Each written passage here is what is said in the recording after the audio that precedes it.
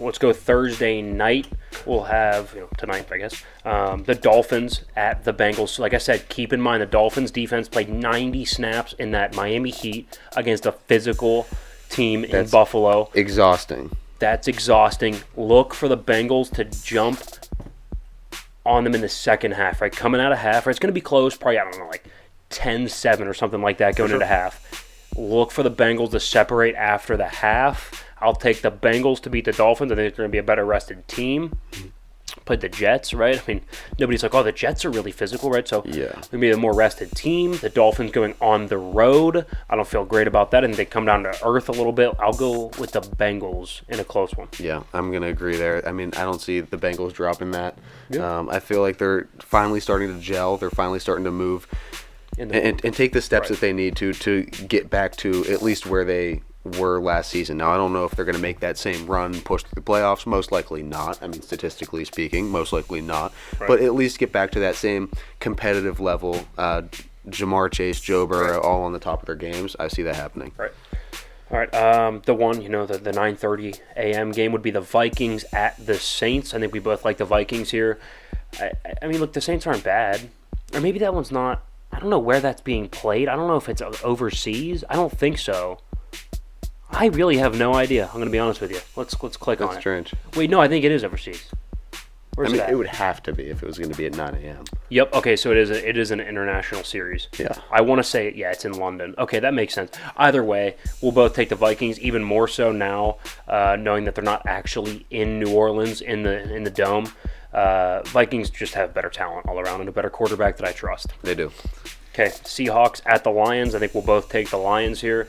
Seahawks are just, where are the points going to come from? And the Lions are too good of a football team to drop this game. Yeah. Right? They've been scrapping. They are owed a win here. And I think they get one pretty easily over Seattle. Yeah, I don't see where the Lions lose this game. I mean, Seattle, they almost make points look hard to come by. Geno Smith just is not the guy to get it done there. And they don't, quite honestly, they don't have the overall roster to compete. I think Detroit on the climb. They have a good roster. They do. Yeah. Amon-Ra St. Brown is, so far this year, a top 10 wide receiver. I think overall he'll, kind of settle to be a top 15 receiver. Yeah. Hawkinson's a good tight end. The O-line's good.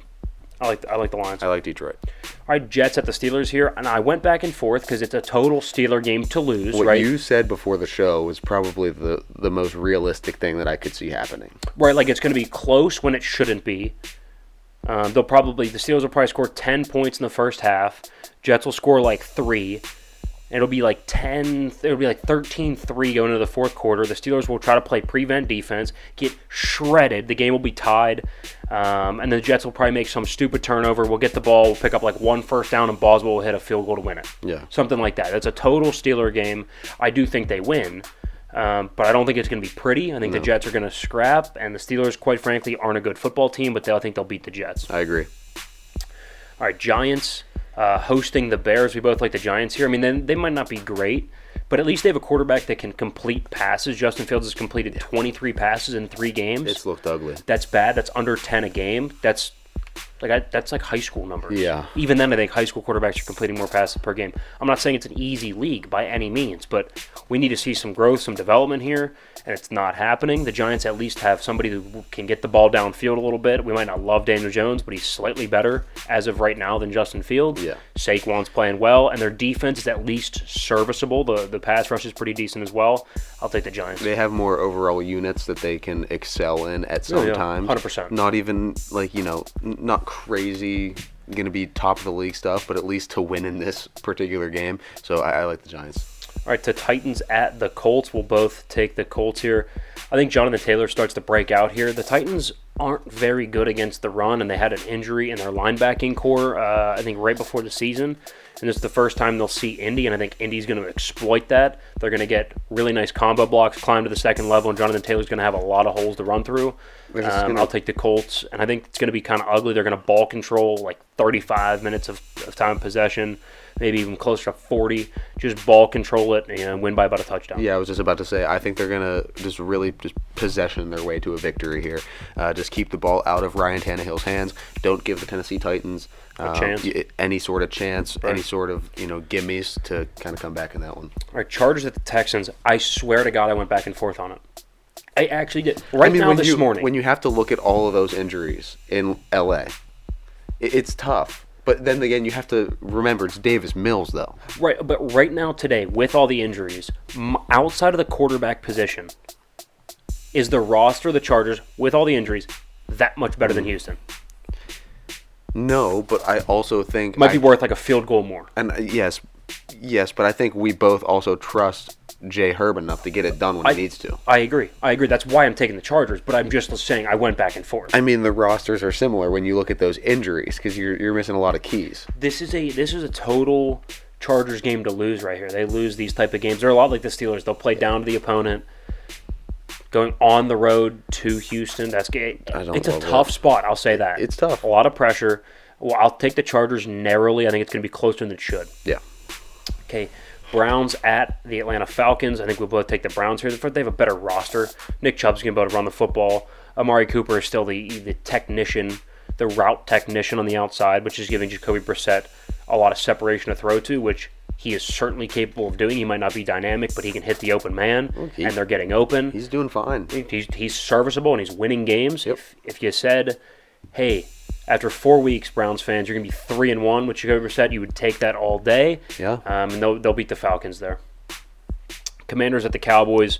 I think we're both going to take the Cowboys only because the Commanders just aren't very good. And like it or not, Cooper Rush, he reminds me a lot of like a Jimmy G, where he doesn't do anything outstanding. All he does is stay within the timing and the rhythm of the offense, and he's mastered the timing and the rhythm. Yes. Right, and so what that allows you to do is get the ball out quick, on time. Your offense has that mojo, that rhythm. You're getting down the field. Yeah. You're picking up 7 a play. You're in 3rd and shorts. You're running the football well because they're off balance. You're not going to take the top off the defense. You're going to need 12-play drives. But you can do it, and Cooper Rush has been doing it really, really well so far. So kind of just game managing. Game managing to its finest, and I think that is going to lead them to win over the Commanders at home. I 100% agree. Jags at the Eagles. We'll both take the Eagles here. We think the Jags are ascending, 100%. Yeah. But I don't think they're quite at the level that Philly is. I don't think their defense is quite as good, and I don't think the weapons are there. No, I don't even think the quarterback is there. I like Jalen Hurts way more than I like Trevor Lawrence. I don't know if I'd go way more, but I like him more. I certainly think he's more productive. He's I think way more productive. If you said 5 years, I'm taking T-Law.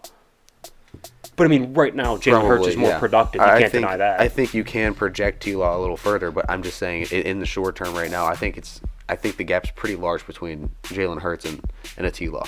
That's why in productivity, yes. That's why I like the Eagles. In pure passing, I'd argue. But no, I agree. I think the Eagles. And you're right. The Eagles do have better weapons. I mean, they're just a better top-to-bottom roster. The Jags don't have an A.J. Brown. The Jags. Yeah. They don't even have a Devontae Smith. No, they don't. Right. So.